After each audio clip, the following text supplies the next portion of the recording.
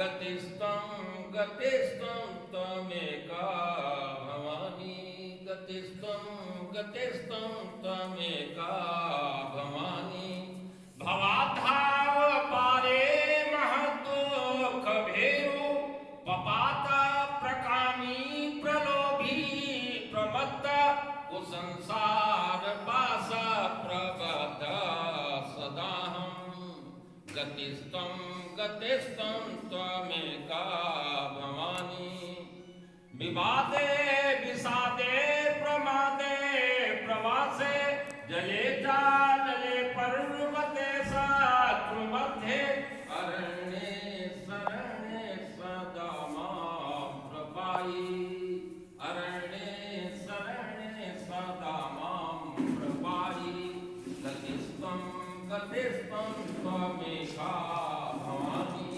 अनाथो दरिद्रो जरारोगयुक्तो महाहीन दीन सदा जाड्यवक्ता विभक्तो शिक्षक श्री उमेश कुमार जी शुक्ल आपको प्रधान जी हैं।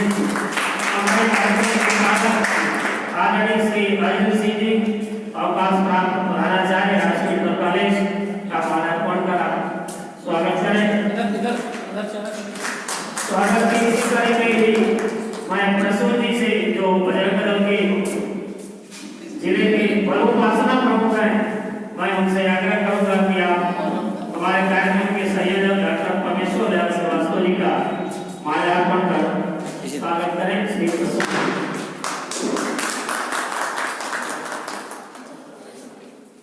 जैसा कि हम सभी जानते हैं कि चौरी चौरा कांड के 100 वर्ष तथा भारतीय स्वतंत्रता के 75 वर्ष और भारत की पाकिस्तान पर विजय के 50 वर्ष पूर्ण होने पर यह आजादी का अमृत महोत्सव मनाया जा रहा है। पूरे देश में यह कार्यक्रम किया जा रहा है। आजादी का महत्व किसी से छिपा नहीं है। पूज्य पाद गोस्वामी तुलसीदास ने भी लिखा है, पराधीन सुख सपने बनाई। पराधीन व्यक्ति को स्वप्न में भी सुख की प्राप्ति नहीं होती। तो हर व्यक्ति स्वतंत्र रहना चाहता है, होना चाहिए उसे। यह स्वतंत्रता हमें कितने बलिदानों के पश्चात प्राप्त हुई, इसका हमारे जीवन में क्या महत्व है। क्या सोनभद्र के लोगों ने भी, विशेषकर आदिवासी बंधुओं ने भी स्वतंत्रता के इस आंदोलन में अपनी भूमिका दी थी या नहीं दी थी। वैसे अब तक हमें यही कहा गया है कि दे दी आजादी बिना खड्ग बिना ढाल। तो क्या वास्तव में बिना खड्ग और बिना ढाल की ये आजादी प्राप्त हुई है? तो वो बलिदानी कहा गया जिन्होंने इस देश के लिए अपना सर्वस्व न्यौछावर किया है। 1857 के स्वतंत्रता आंदोलन में सोनभद्र जनपद के जूरा महतो और बुद्धू भगत ने अंग्रेजों को नाकों चले चबवा दिए थे। राजा उस आंदोलन में धांगरों का भी बहुत बड़ा योगदान था। 1941-42 का जो आंदोलन हुआ था, जो सोनभद्र के स्वतंत्रता संग्राम सेनानियों की सूची है उसमें इन बंधुओं के नाम भी आप सम्मिलित पाएंगे जिन्होंने स्वतंत्रता आंदोलन में अपना योगदान दिया था। और भी कौन कौन से आदिवासी बंधुओं का योगदान था और कौन कौन से प्रमुख स्वतंत्रता संग्राम सेनानी हुए हैं, मैं अपने कार्यक्रम के संयोजक डॉक्टर परमेश्वर दयाल श्रीवास्तव से ही प्रारंभ करूंगा। आप कार्यक्रम के संयोजक हैं। एक संक्षिप्त भूमिका के साथ यह हम लोगों के समक्ष हम लोगों का मार्गदर्शन करेंगे। हमारे जिले के सोनभद्र के आदिवासियों का क्या योगदान था इस स्वतंत्रता के आंदोलन में और प्रमुख रूप से कौन कौन स्वतंत्रता संग्राम सेनानी हुए हैं। एक निवेदन मैं और कर लूंगा क्षमा चाहते हुए, इस कार्यक्रम के में बोलने का समय निर्धारित है, न्यूनतम 10 मिनट और अधिकतम 15 मिनट। इसलिए मैं सभी वक्ताओं से क्षमा चाहते हुए यही निवेदन करूंगा कि समय का ध्यान रखते हुए निश्चित रूप से अपना विचार रखें। और सर्वप्रथम इस कड़ी में आदरणीय डॉक्टर परमेश्वर दयाल श्रीवास्तव।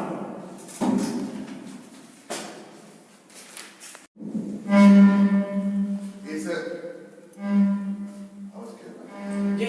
आज थोड़ा नजदीक करके बोलिए तो भाई। आज इस अमृत महोत्सव के आयोजन का शुभारंभ इस मंदिर प्रसाद से किया जा रहा है। यह बड़े हर्ष और उल्लास की बात है। सर्वप्रथम इस अमृत महोत्सव के मंच को प्रणाम। इसके बाद सामने में बैठे सभी सम्मानित स्वजनों, परिजनों, अतिजनों को सादर प्रणाम करते हुए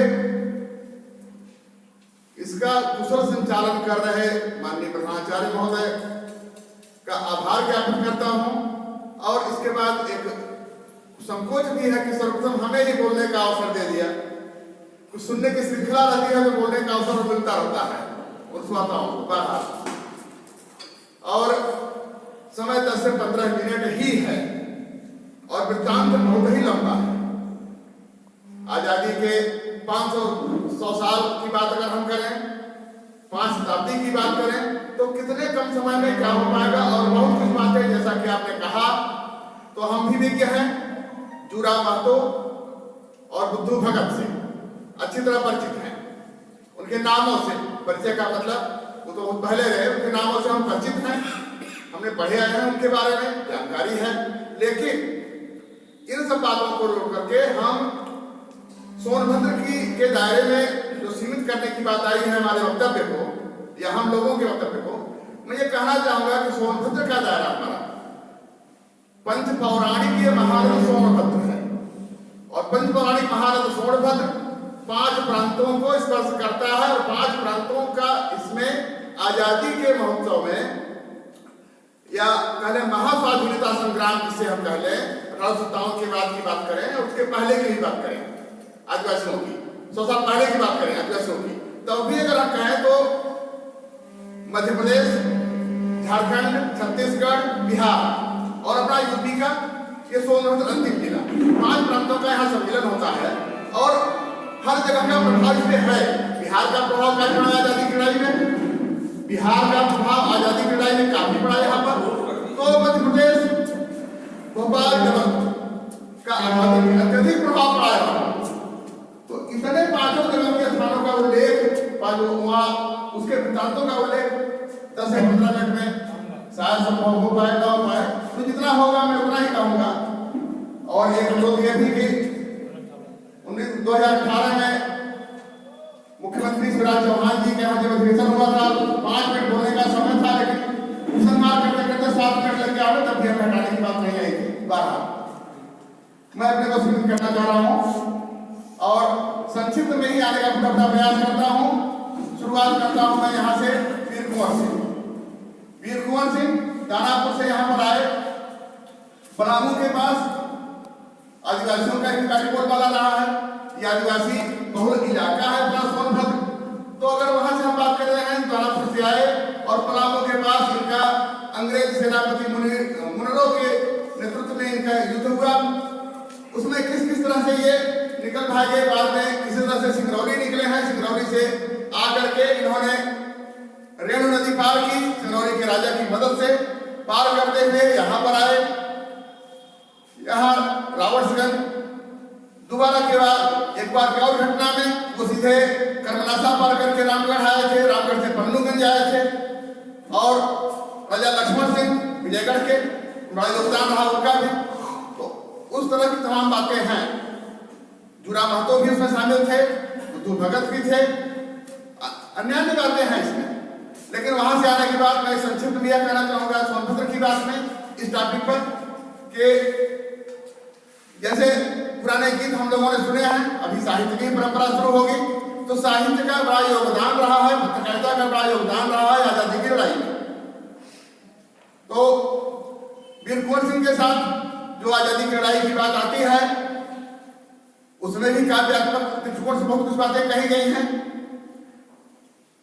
और मारू झारू बजे बजनाए दूसरा बाजन बाजता नहीं, छुरी कटारी दिखे से करे छुरी हारी न गांव में आवत नहीं, भागीरथी जब कहे धरती से जब लय लहरा नदी आवत रानी, बुझत तो वीर तोहार हवे कि हमारे बुझत वीर तोहार हवे कि हमारे बेटवा के कटार कपानी। तो इस तरह से साथी बात तो समझते हैं। जब जुझारू देवर काफी कुछ आया था वीर कुंवर सिंह का। वहां से आते करते हुए वहां की एक रियाया यहाँ पे रहा करती थी, वीर कुंवर सिंह के साम्राज्य की, जगदीशपुर की एक रियाया यहाँ पर रहती थी। आरा उन्होंने कब्जा कर लिया था वीर कुंवर सिंह ने, आरा और जगदीशपुर। तो यहाँ पे रियाया रहा करती थी हेतम चौधरी बैठाड़ में।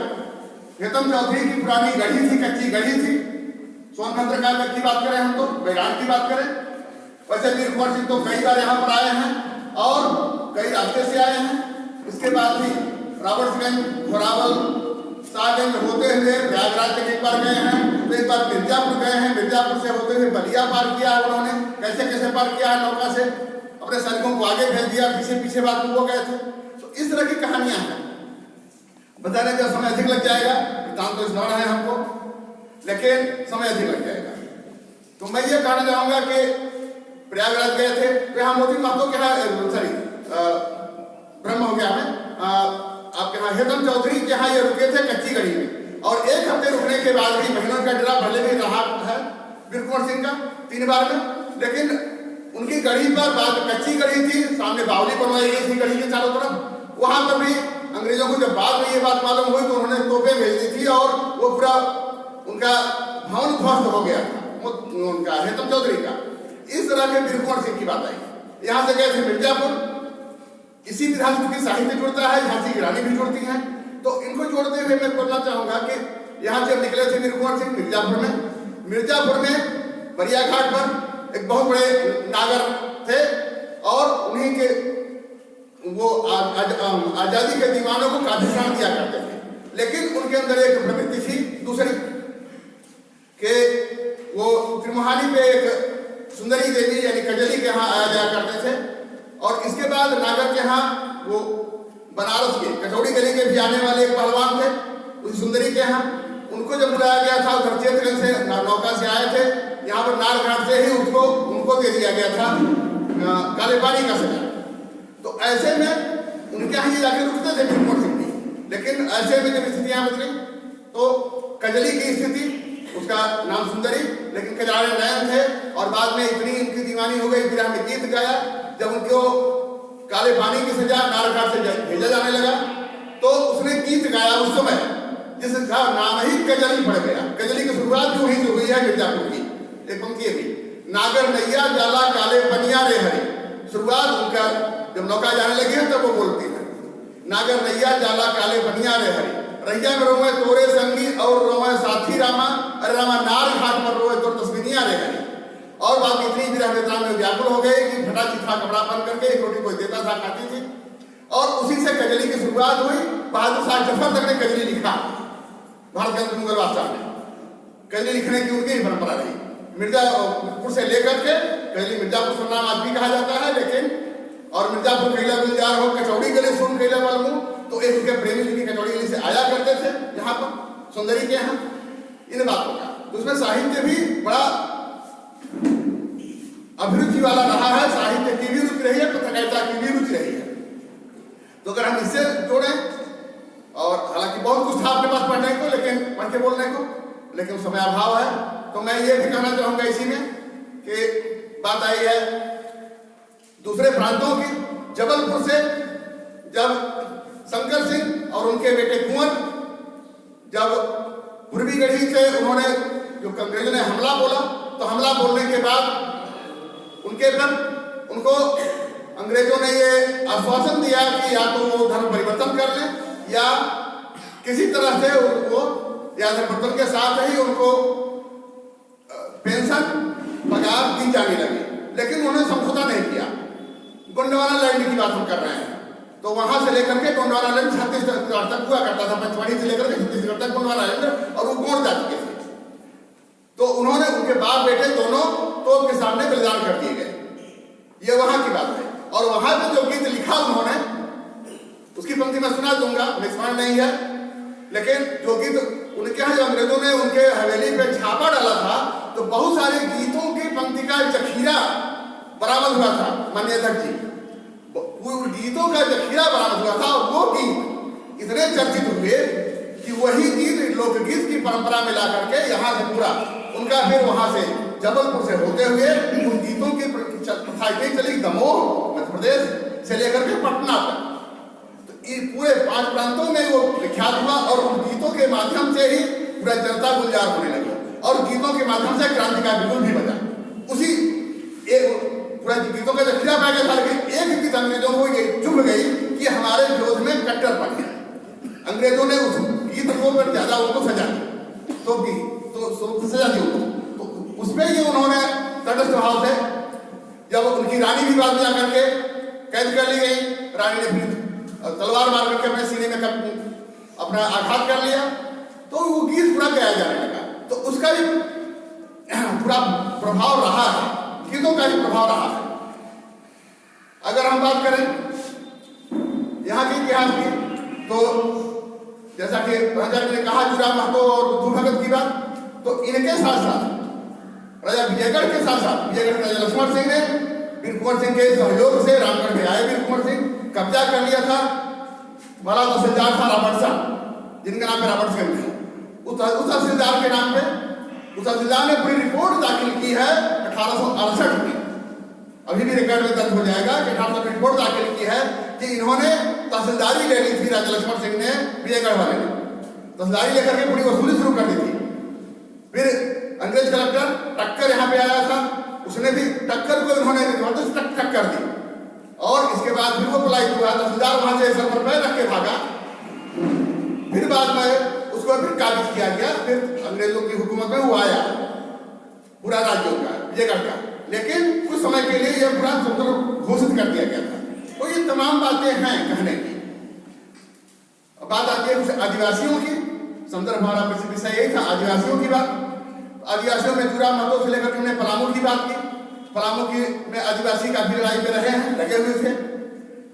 झारखंड की बात, बिरसा मुंडा की बात झारखंड के, तो ये तो आजकल बड़ा चर्चित है बिरसा मुंडा की कहानी, उस पर हम अधिक प्रकाश नहीं डालेंगे बिरसा मुंडा की, लेकिन ये जरूर है कि झारखंड के संथाल परगना से 100 साल पहले 1857 में जो क्रांति मंगल पांडे द्वारा शुरू मानी जाती है, 100 साल पहले 1757 में 1756 में संथाल परगना से आदिवासियों ने बिगुल फूंका था और कई हजार आदिवासी मारे गए थे उसमें। उस आदिवासियों की बात अगर हम वहां से जोड़ने के बाद अभी आदिवासियों की बात हुई है, तो 428 आदिवासी जनजातियां हैं भारत की सूची में, जबकि 615 जनजातियां वास्तव में हैं। जो रिकॉर्ड में काफी अभिलेख में परिवर्तन आया है, उन परिवर्तनों पर मैं प्रकाश करना चाहूंगा कि उन परिवर्तनों में जैसे आप घोरावल की सूची देखें, स्वतंत्रता सेनानियों की तिलौरी की सूची देखें, हम जिले की सूची देखें हम, तो काफी नाम ऐसे हैं जो वर्तमान में है ही नहीं। जैसे माननीय तिवारी जी को, अध्यक्ष जी को हमारे मालूम है कि मंगल बिहार वाले कार्यक्रम में मैं कैसे भी जाता था, और इस तरह से बाद में अब जाकर के मंगल बिहार को घोषित मान लिया गया, यही कुसुमा के आपके, और अनुप्रिया पटेल जी ने, माननीय मंत्री जी ने सिरवा में गेट बनवाया है, और माननीय विधायक अटल कुमार मौर्य जी ने यहाँ पे भूमि पूजन कर दिया है उदार मोड़ पे मंगल बिहार से। तो इन्हीं के माँ वाले लगते थे सोवरन बिहार ऊंचडीह के पास में, गौरीशंकर के सामने ऊंचडीह के पास में सोवरन बिहार, ये भी थे। एक बात मैं कहना चाहूंगा कि कई जमात बार बार हमारे यहाँ आया करते थे, तहसील में मुकदमा चला करता था, रात को यहीं पे रहते थे, कभी तारीख देखने में लेट हो जाता था तो हमारे को कहते थे कैसे जाए उसमें सागन, और वहां से दुगोलिया वाला तक कैसे जाए, या फिर कभी ऐसा भी होता था कि उनको शाम को आते थे, सुबह की तारीख पड़ती थी, 122 में का मुकदमा दायर हो गया था, इनकी जमीन थी फुटेज समाज की, लेकिन वो जमीन भी सरकार ने अधिग्रहण कर लिया था, और वो स्वतंत्रता सेनानी थे, 1942 में त्रिपुरा आंदोलन में गए थे, लेकिन आज तक उनका नाम रिकॉर्ड में नहीं आ पाया। हमने उसमें रुचि कम ली प्रकाशित करने में या उसको काम करने में। इस तरह से बहुत सारे लोग हैं, जैसे घोरावल की सूची देखें हम, तो घोरावल के इस स्तंभ पे 6 नामांकित हैं। 6 नामों के अलावा देखें तो घोरावल के स्तंभ पर भी और नाम हैं, मैं उन नामों को पढ़ के सुना दूंगा, जो जिनको आ जाना चाहिए था लेकिन वो सूची से बाहर है, सरकार की सूची में। कलेक्टर ने, अब किस कलेक्टर ने किस सन में लिखा था इसकी भी जांच, यहाँ सभी लोग विज्ञ लोग हैं, माननीय पूर्व विधायक जी भी हैं, तिवारी जी भी हैं, हमारे अध्यक्ष कर रहे हैं, सब लोग हैं, सब लोग विज्ञ हैं, पाठक जी हैं संघ परिवार के। सबसे अनुरोध करूंगा कि किस कलेक्टर ने नाम लिखा था, कुछ नाम कलेक्टर की लिस्ट में थे जो सूची में नहीं आ पाए थे, किया जाए। अभी मैं आदिवासियों की बात कर रहा हूं, उस पर याद आ गई बात में फिर मानगढ़ की। मानगढ़ जो जिसे इतिहास में तो कभी लिखा ही नहीं गया, लेकिन अब जो धीरे धीरे लोग खोज रहे हैं तो मानगढ़ को वहां प्रतापगढ़ के पास का बताया जाता है, बांसडी का, बसवाड़ा का। और जबकि उस मानगढ़ के आप देखें तो यही गड़बड़ा आपका है। गड़बड़ा में, गड़बड़ा से 7 कोस दूरी पर वो कौन सा गढ़ है आप बताएंगे? मानागढ़। मानागढ़ जहाँ गढ़ी बनी है, जहाँ जैसा कि ये कथा सुनने को मिलती थी, विषयांतर हो जाएगी बात कि हवेली पहले कौन बना लेगा, तो दीपक जला दिया गया, तो हमारी अधूरी छोड़ दी गई मानागढ़ की, यहाँ गड़बड़ा के पास वाली। लेकिन और यहाँ भी गड़बड़ा का धाम है, और इतिहास जो कुछ बात अब प्रकाश में आ रही है वो मानगढ़ धाम के नाम से आ रही है। तो वो बसवाड़ा नहीं, यह जगह है जहाँ सुभाष चंद्र बोस आए थे 1939 में। यह बात भी इतिहास में उल्लेख नहीं है। सुभाष चंद्र बोस आए थे 1939 में यहाँ पर लालगंज हलिया में, और फॉरवर्ड ब्लॉक में यहाँ के लोगों का भी कुछ हुआ था, सदस्यता ली थी। बाद में आजादी फौज से लोगों का जुड़ा हुआ है, मैंने से संबंधित है ये। और यहाँ पर 1500 आदिवासियों का नरमुंड ब्रिटिश हुकूमत में हाथ लेकर के चारों तरफ फैलाया गया। तो उस मानागढ़ की बात करें हम या इस मानागढ़ की बात करें, लेकिन बात यही की है कि आदिवासी वहाँ कम है। हमने पूरा रिकॉर्ड देखा है कि बसवाड़ा में आदिवासियों की संख्या बहुत ही न्यून है, और आदिवासी बहुल इलाका अपना मिर्जापुर रहा है, उसमें मिर्जापुर जिला हुआ करता था अपना 1989 के पहले, विभाजन के पहले। तो इस इलाके में काफी आदिवासी थे, और यहाँ से आए भी थे। उन्होंने पूरा कार्य किया भी था, सबको विकसित किया था। इस तरह की बातें हैं आदिवासियों की। आदिवासियों ने कितना योगदान दिया, आदिवासियों की सूची कुछ प्रकाशित हो रही है कि आदिवासी पूरे जिले में हमारे कहाँ कहाँ कितने कितने आदिवासी हैं अमर शहीद के रूप में, उनके परिजनों को खोजा जाए। तो अभी जैसा कि संचार पाठक ने एक बात और कही, मैं इसको भी आना चाहूंगा कि देती हमें आजादी बिना खड़े बिना ढाल, क्या यह मुमकिन है? मैं इसको बात हमारी किसी को अच्छी लगे न अच्छी लगे, मैं इसको सिरे से नकारता हूं। केवल अहिंसा आंदोलन, केवल सत्याग्रह, इससे आजादी नहीं मिली है हमको। कम से कम आदिवासियों का जो जुझारू संघर्ष रहा है, सुभाष चंद्र बोस ने जो काम किया है, जिन जिन हालात में उन्होंने काम किए हैं, कैसे उनको अध्यक्ष चुना गया, बाद में भट्टाचार्य को अध्यक्ष बना दिया गया, कांग्रेस का क्या क्या हुआ है, ये दूसरी दास्तान हो जाएगी। लेकिन इन बातों को हटाते हुए मैं ये जरूर कहूंगा कि कम से कम 3 धाराएं थी आजादी दिलाने की। धारा तो और बढ़ जाएगी, लेकिन कम से कम 3 धाराएं प्रमुख थी जिसने आजादी दिलाई हमको। केवल अंग्रेज हमको हुकूमत सौंप के चले जाएंगे, यह नारा महात्मा का, केवल इससे अंग्रेज हमको हुकूमत सौंप के नहीं चले गए। कितना कितना संघर्ष किया गया है, कितनी कितनी बातें की गई हैं, तब जाकर के ये हमको आजादी मिली है। और आज भी जो गुमनाम हैं, गुमनामी बाबा के नाम पे सुभाष चंद्र बोस कहे जाते थे, अब है नहीं है, सारी बातें जो उनका अतीत भी गुमनाम है, रिकॉर्ड भी गुमनाम है। जिस तरह से आज आजादी के दीवानों का रिकॉर्ड भी गुमनाम है। कहीं इतिहास लिखा ही नहीं गया, या कहीं कहीं अंधकृत इतिहास है, या कहीं इतिहास को उलट पुलट दिया गया है। मैं भी इतिहास में भी रुचि रखता हूँ, इतिहास में खोजता हूँ, खगालता हूँ, लेकिन पूरे दावे से लिख रहा हूँ। तो कम से कम 3 धाराएं थी, तो केवल एक धारा से ही हमको नहीं मिली आजादी, जैसा कि आपने कहा। और अभी जुड़ा महतो और शुक्र भगत की बात आई है, उसी संदर्भ में मैं कहना चाहूंगा, चेत सिंह हुआ करते थे। चेत सिंह मजबूरी में आकर के काशी छोड़ करके आपके ओबरा की घाटी में आज भी चेत सिंह का किले का जीर्णावशेष है। मैं बचपन से आजाद है उसको देखता हूँ, और आज और हो गया है। अकेले में कुछ घाटियों के बीच में उनका अवशेष पड़ा था। लेकिन ऐसे हालात में भी इन्होंने जब जाकर के बगावत की थी, तो वो घोड़े पर जीन रखा जाता है, हाथी पर हौदा रखा जाता है बैठने के लिए। लेकिन काशी के लोग इतने बावले हो गए, और जो वहां का दीवान था उसमें उन्होंने कविता गा थी, हमें 2 लाइन याद है। हाँ, घोड़े पर हौदा हाथी पर जीन, घोड़े पर हौदा हाथी पर जीन, जल्दी से भाग कर लगे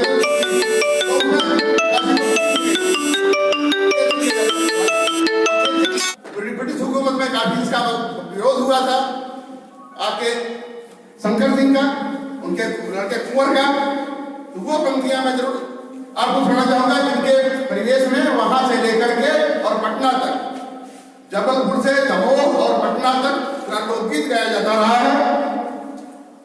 इतिहास तो बहुत है लेकिन इस संदर्भ में, लेकिन अब उनकी वहां की विशेष शब्दावली में जो रचना है मुंडवानी लैंड की, मुंडन मुख डंडिन को, मुंडन मुख डंडिन को चुगलों को चबाइत खाई। यहाँ जासूस आते थे, उनके यहाँ एक फकीर बन के कोई एक आया था, वो बड़े धर्मनिष्ठ थे, तो उसने उनके लूपोल की पता ले लिया था फकीर के वेश में, और उन्हें अपना बता दिया था। तो उस समय की स्थिति है ये, फकीर वेश में बता दिया और जाके उसने चुगली करके अंग्रेजों को बता दिया था। मुंड मुख डंडिन चुगलन को चबाइत खाए, खुंददार दुष्टन को शत्रु संहारिका, मार अंग्रेज रेज, मार अंग्रेज रेज, रेज समझते हैं आप, मार अंग्रेज रेज देई मार, चंडी बचाए नहीं, बैरी बाल बचाए संखारिका, शंकर की रक्षा से आज बचा लिखते समय अपना नाम उपनाम छोड़ देते हैं, उन्होंने अपना नाम छोड़ा था। शंकर की रक्षा कर दास प्रतिपाल को, दीन की पुकार सुन जय भाग जाय मात हारिका, खाए ले लक्षण को देर नहीं करो मत, भक्षण के तक्षण है जो शत्रुकारिणी का। इस तरह से इतिहासकार डॉक्टर आनंद सिंह राणा जी काफी बताते हैं इनके बारे में, और तमाम इतिहास है। और मध्य प्रदेश से छत्तीसगढ़ तक की जो रियासतें रही हैं, मैं ये कहना चाहूंगा यहाँ पे जो हमने लालगंज के बारे में बताया कि 150 आदिवासी का नरमुंड संहार हुआ था, तो ये भूल जोहार या गुल जोहार ये नारा लगाते थे लोग नमस्कार करते समय। तो वही बात यहाँ पर भी इतिहास में उल्लेख, इतिहास का अब जो खोजा जा रहा है उसमें कहीं उल्लेख मिलता है।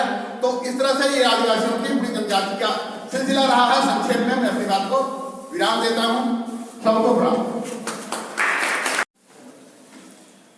उपस्थित सभी सामाजिक कार्यकर्ता, शिक्षक बंधु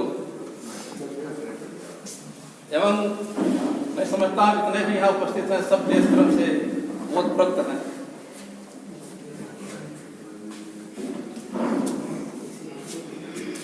यह अमृत महोत्सव कार्यक्रम आज़ादी के 75 वर्ष के उपलक्ष्य में मनाया जा रहा है। यह आज़ादी कैसे मिली, किनका किनका योगदान रहा, विस्तृत रूप से वक्ताओं ने, कवियों ने अपने वक्तव्य के माध्यम से, कविताओं के माध्यम से हम लोगों को रूबरू कराया।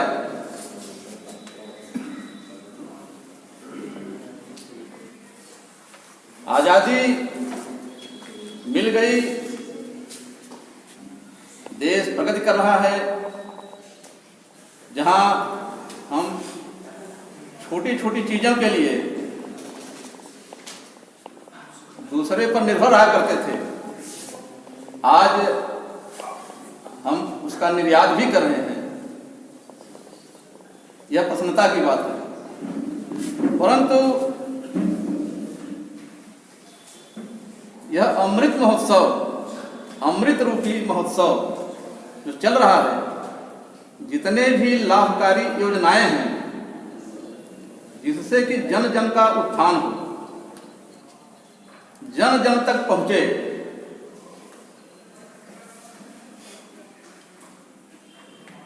सबको यह आभास हो आज हम आजाद हो गए हैं।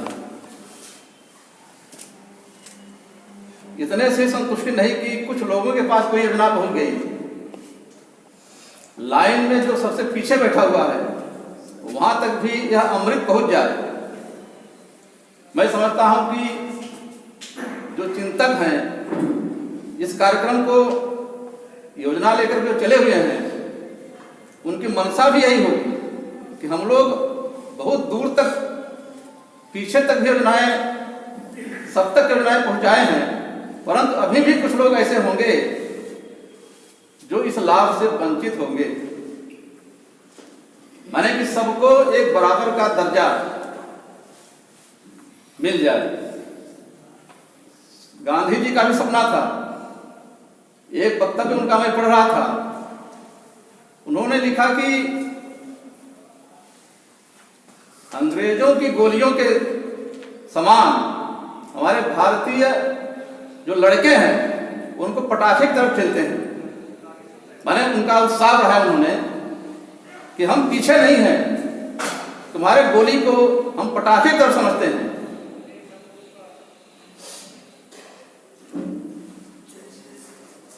तो कोई भी देश माने आज जो प्रगति के पथ पर चल रहा है, कभी यह विश्व गुरु था।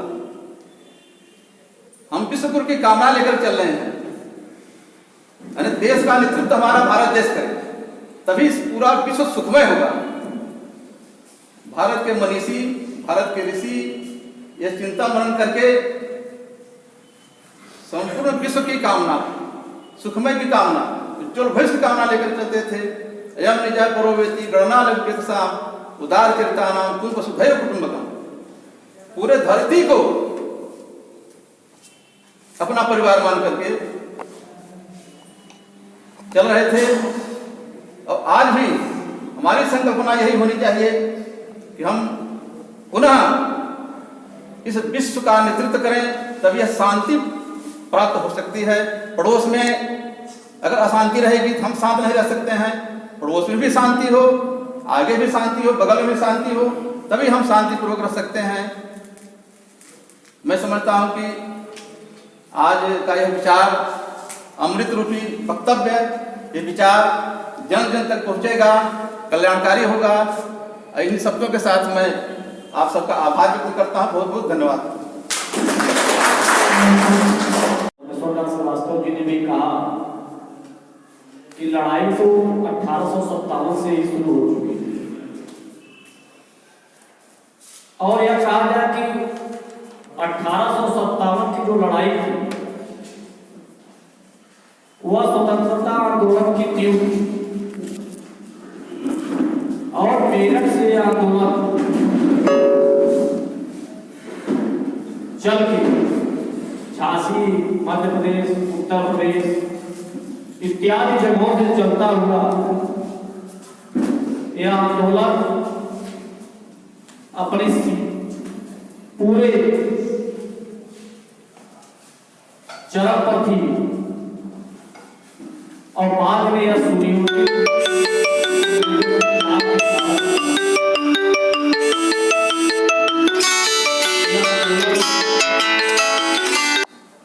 विफल हो गया। उसके पीछे कारण था कि हम सभी, हमारे जो इस देश के राजा थे वो आपस में लड़ते थे। और रानी लक्ष्मीबाई एक बनारस की एक गांव में पैदा हुई थी। उनका जन्म बनारस में ही हुआ था सन 1924 में। और बचपन से ही मेधावी और युद्ध कला का जो सीखने का तरीका था उनका, वह बचपन से ही, क्योंकि हम लोग क्या कहा जाता है, पुराने लोग कहते हैं कि लादने का कुछ पाल से नहीं पता चल जाता। इस नाते उन्होंने काफी कुछ बचपन से ही सीखा था। बाद में उनकी शादी विधायक जी, माननीय विधायक जी, गंगाधर राव जो झांसी के राजा थे उनके साथ हुई। और गंगाधर राव के साथ उनकी शादी के बाद 4 वर्ष बाद उनको एक पुत्र हुआ। और पुत्र बहुत दिन तक जिंदा नहीं रह पाया।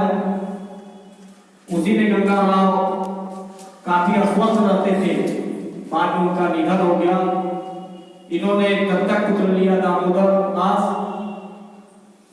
अंग्रेजों ने हड़प नीति जो चालू की इस देश में, कैसे राजाओं को लड़ा करके, कैसे राजाओं के किले को कैसे राजाओं के क्षेत्र को कब्जा किया जाए, उस हड़प नीति के कारण उन्होंने एक संविधान में अपने संशोधन किया, दत्तक पुत्र राजा नहीं होगा,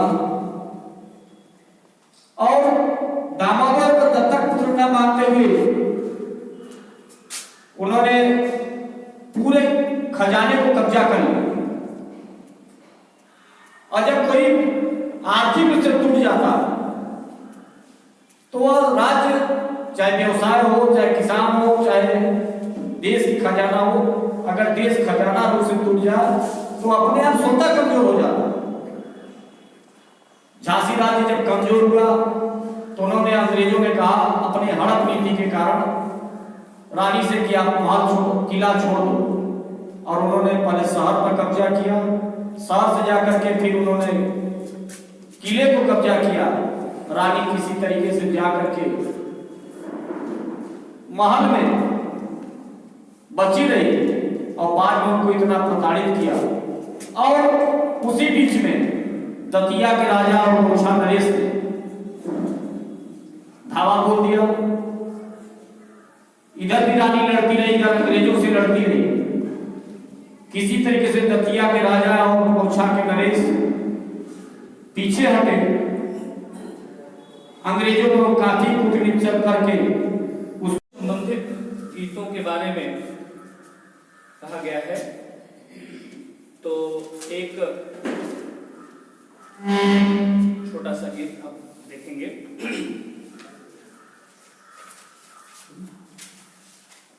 देश हमारा सबसे प्यारा, सब देशों से न्यारा है।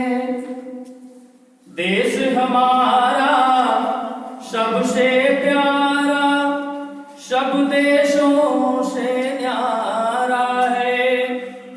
मस्तक पर हिम मुकुट विराजे, मन गंगा जलधारा है।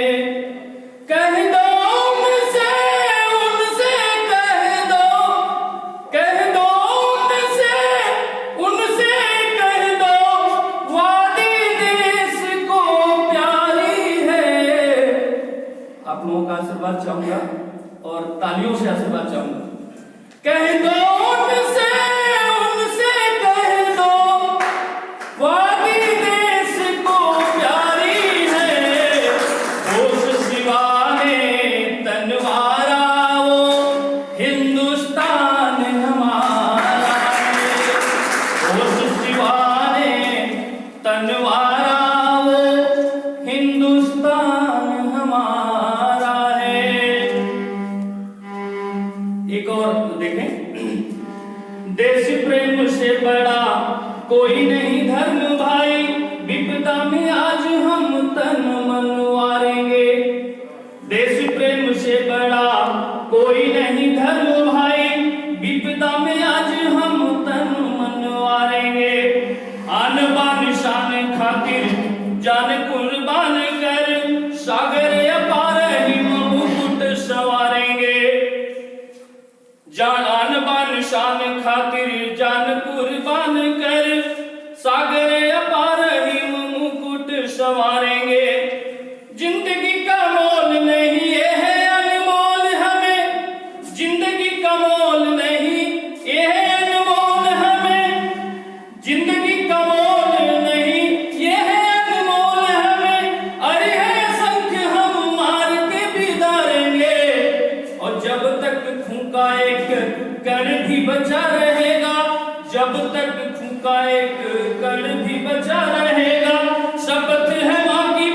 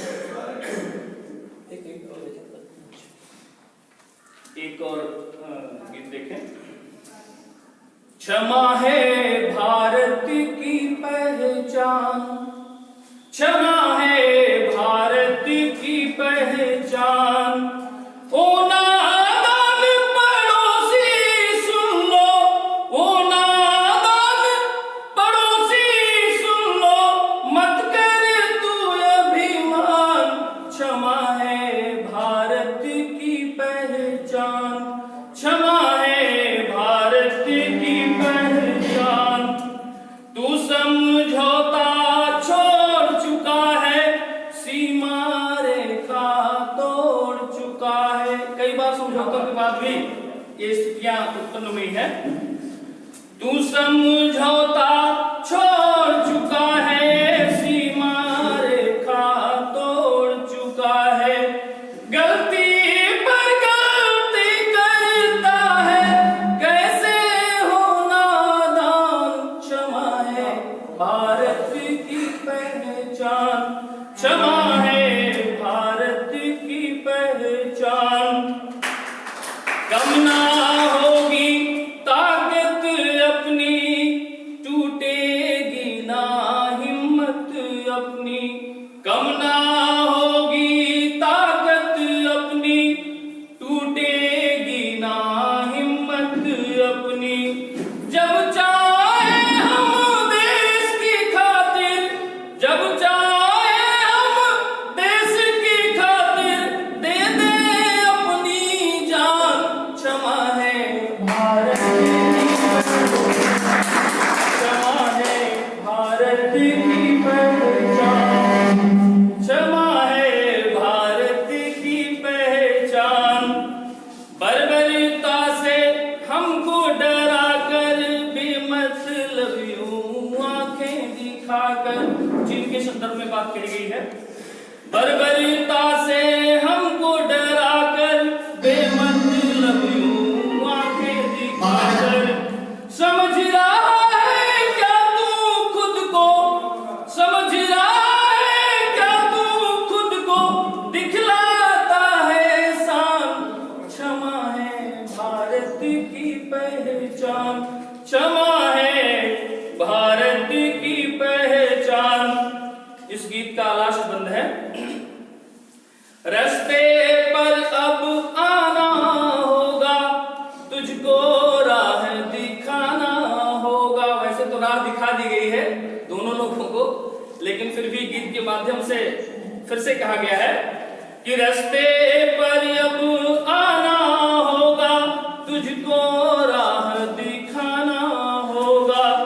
ऐठन छोड़ के बन जा इंसान, ऐठन छोड़ के बन जा इंसान, ओ बेहसी शैतान, क्षमा है भारत की पहचान, क्षमा है भारत की पहचान।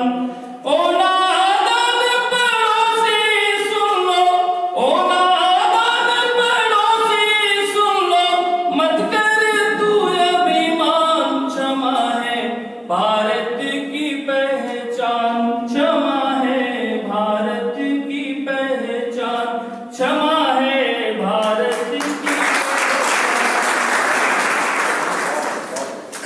समय भाव में तो सूची नहीं प्रस्तुत कर पाया।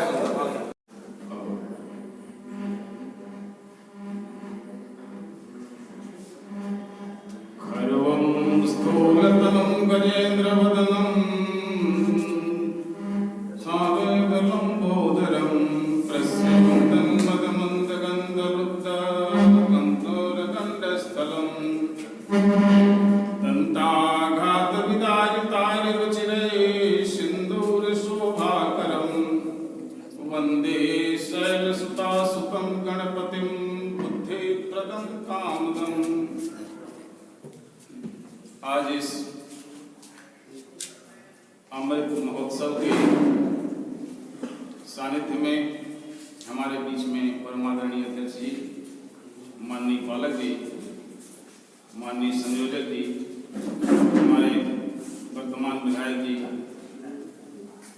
पूर्व विधायक, सामने बैठे हुए सभी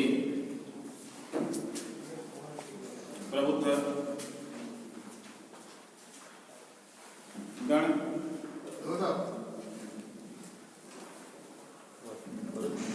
वैसे तो वर्तमान में कोई अपनी रचना नहीं है।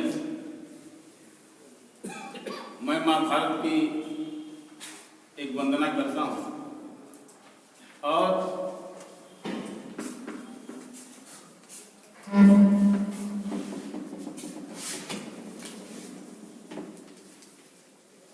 हर कार्य के पीछे निश्चित है कि सबका जब योगदान होता है तभी वह कार्य कोई रूप धारण करता है।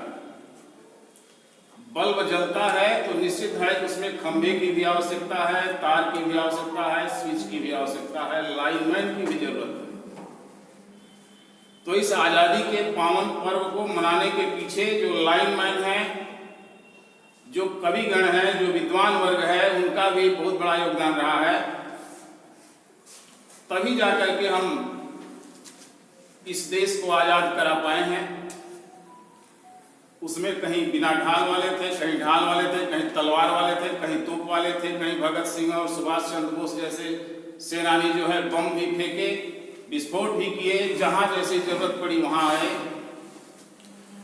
मैं मां भारती की एक वंदना करते हुए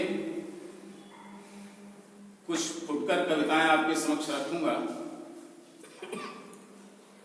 सिंधु गोदावरी ब्रह्मपुत्रादयो, सिंधु गोदावरी ब्रह्मपुत्रादयो, जाह्नवी नर्मदा सह्यकन्यादयः, यद्भुवं स्वर्भुवं कुर्वते सर्वदा भारतीयां धरां विश्ववन्द्यानुमः।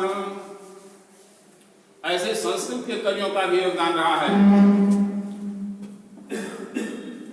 जब सेना लड़ने के लिए आगे जा रही है तो पीछे से योगदान देने वाले बोल रहे हैं कि पदम पदम प्रवर्धते किशोर गुल्म सैनिकः, जयत्व कामनायुतः विजयत्री गीत गायकः, स्वतंत्रता प्रवर्तकः स्वतंत्र देश रक्षकः, स्वतंत्रता सुवर्णजन्य वर्णमोदवर्धकः।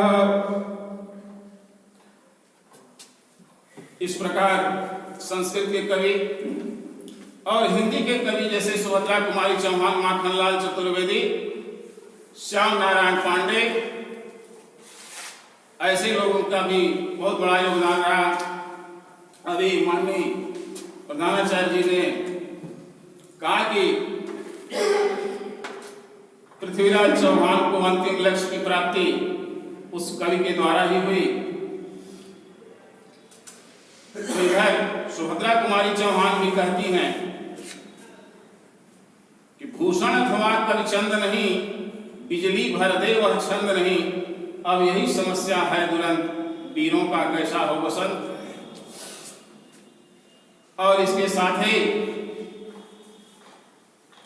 माखनलाल चतुर्वेदी ने भी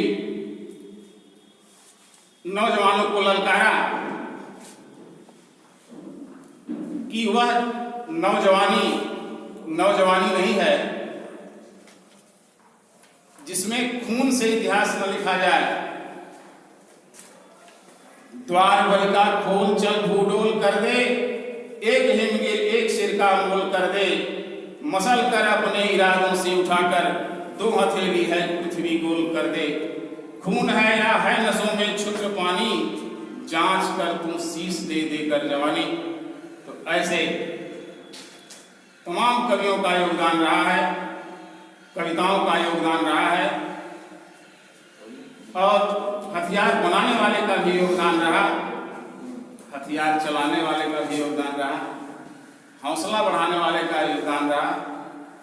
ऐसे तमाम अंत में दो पंक्तियों में हम अपनी बात कहते हैं और फिर अपने स्थान पर कि जब भी कोई मुहूर्त आता है उस मुहूर्त में हम उसका सदुपयोग करें।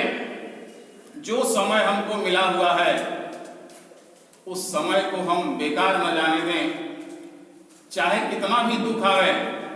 अभी तमाम सेनानियों का नाम आया है वक्ताओं के द्वारा, तो विषम से विषम परिस्थिति आने पर भी हम अपने पंथ से, रास्ते से विमुख न हो। पलट दे जो पहाड़ों को उसे तूफान कहते हैं, जो सदा लहरों से जूझे उसे जलयान कहते हैं। खिला दे फूल उसर में, लगा दे आग पानी में, दुखों में भी जो मुस्कुराए उसे इंसान कहते हैं। जय हिंद, जय भारत।